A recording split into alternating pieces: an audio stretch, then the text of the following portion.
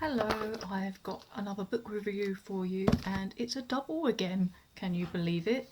One of the books was fairly short and easy to get through. The other one I've been reading for a while. As you may know, I normally read two or three books at the same time, and obviously there's always one I'm kind of prioritising. And this one, because I own it, I took my time reading it. I'm not going to go on a rant today about either book because actually both of these I quite like. So hopefully it will be shorter than 20 minutes this time and I can post it on all the social media sites properly because I went off on one on my last review because that book previous to this just got me annoyed in all sorts of ways. So the first one I haven't got too much to say about.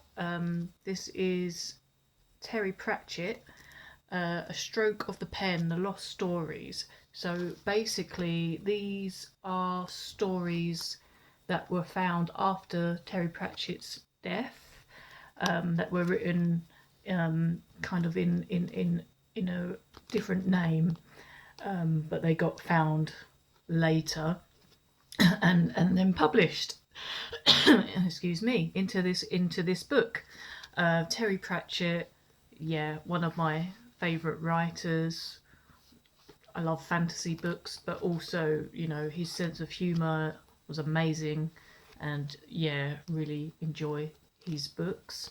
So I was quite curious to read this one and see what his stories were like. I'm not always a big fan of books with short stories in, but I did quite enjoy it.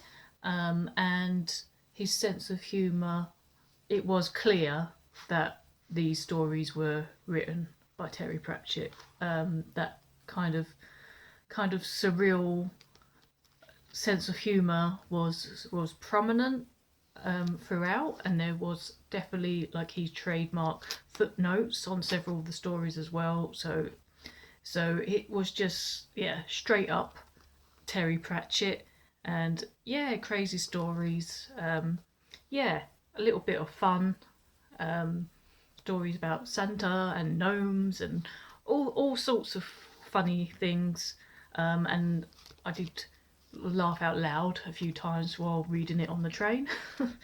So yeah, they're pretty good. So that's Terry Pratchett, A Stroke of the Pen, The Lost Stories. And the other book, the one that's taken me a while to read, is this one, which is called I'm Not With the Band, a writer's life lost in music by Sylvia Patterson. Now you might remember not too long ago I read another similar kind of book by another female journalist, music journalist, but I didn't really enjoy that one. It was a lot shorter. This one is quite a bit longer than that one was, and I didn't really enjoy that one. But this one, on the other hand, I really enjoyed. I found, because I am a music journalist myself, I write for website Joyzine, write music gig reviews and album reviews and all that kind of jazz.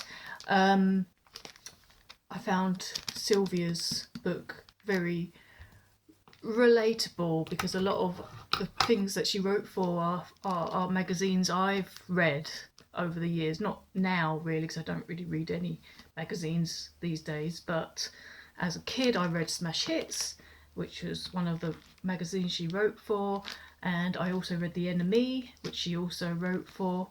And it's a good book. It's a mix of talking about all the kind of interviews she got to do as a music journalist, but she also weaves in her own personal story as well. She talks, it makes it more vulnerable because she talks about miscarriages that she's experienced. She talks about losing her mum, and it talks about meeting those heroes in her mind, like David Attenborough, who she was shocked didn't have the meaning of life.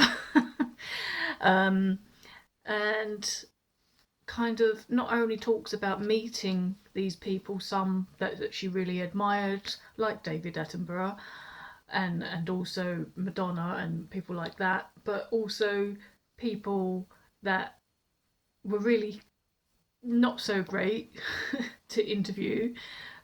She writes about interviewing Westlife, who she absolutely despised, and because of the way I think she was writing it. I can't remember if it was for Smash Hits or for the NME, but because she kind of had this kind of sarky sense of humour with the questions. I think it was more Smash Hits actually, um, but she was trying to get a rise out of the guys from Westlife, but no matter what she asked, they just seem to have an answer to it. So, so that was quite amusing. What else? She spoke to Led Zeppelin as well. She talked about meeting Madonna and her being. This was in the time of the Ray of Light album when she was very hippified. But then years later, trying to arrange another interview, and by that point, I don't know if this still is the case, but Madonna would not be would not be interviewed by a woman. She would only accept interviews from men, which is quite strange. Um, yeah, so it was a really, yeah, it was a good book. I really enjoyed this one. It didn't feel like the other one where it felt a little bit, I don't know, a bit show offy, because it kind of covered the ones that she really admired and covered the ones that were harder and more difficult. It covered her personal life a bit, gave her a bit of vulnerability, and also what else? And what else? She kind of spoke about, watching how music developed and changed, and not always for the good. So yeah, really, I enjoyed this one, and yeah, I enjoyed it much better than the other one I recently read by a female music journalist. This one was much more relatable for me, and I really enjoyed it. So yeah, I think I'm gonna wrap it up there. So yeah, two good books. So if you like your fiction and short stories with a bit of humour and fantasy, there's Terry Pratchett, A Stroke of the Pen, The Lost Stories.